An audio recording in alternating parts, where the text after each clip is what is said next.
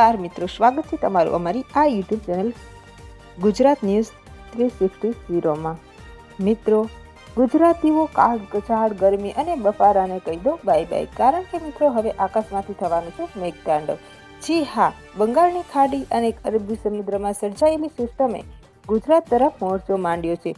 આગામી 48 કલાક ગુજરાત માટે ભારેથી અતિ ભારે વરસાદની કડક આગાહી કરવામાં આવી છે। સૌથી પહેલા વાત કરીએ દક્ષિણ ગુજરાતની। સુરત, નવસારી, વલસાડ અને ડાંગ અહીં મેઘરાજા મહેર નહીં પણ કહેર વરસાવવાના મૂડમાં છે। હવામાન વિભાગે અહીં રેડ એલર્ટ જારી કર્યું છે। રસ્તાઓ પર નદીઓ વહેવા લાગે તો પણ જરાય નવાઈ ન પામતા, કારણ કે ઘરની બહાર પહેલા નીકળતા પહેલા ડબલ વાર વિચારજો અને છત્રી અને રેનકોટ સાચવીને રાખજો।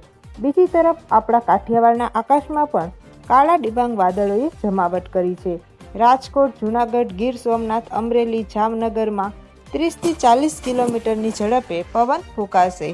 વીજળીના કડાકા અને ભડાકા સાથે વરસાદી ઝાપટા સૌરાષ્ટ્રની ધરતીને તરબતર કરી દેશે।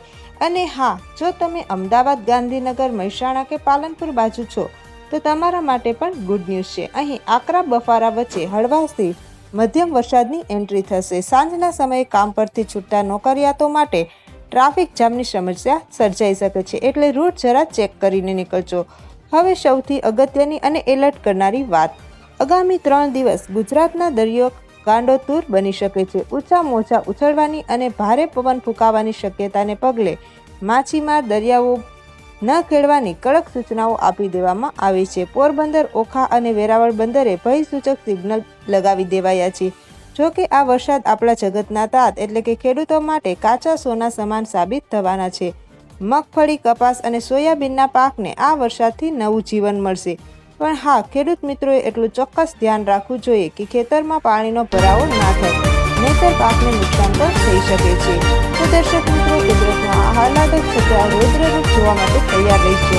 અને હા મિત્રો, પહાડો કે ધોધ પર જો ફરવા જવાનો પ્લાન હોય તો જીવનની જોખમે સેલ્ફી લેવાનું ટાળજો। વરસાદ ક્યાં અને કેટલો પડશે તેની પડેપણની અપડેટ અમે તમારા ખિસ્સામાં રહેલા મોબાઈલ સુધી પહોંચાડતા રહીશું। તમારે માત્ર જોડાયેલા રહેવાનું છે અમારી સાથે। તો આ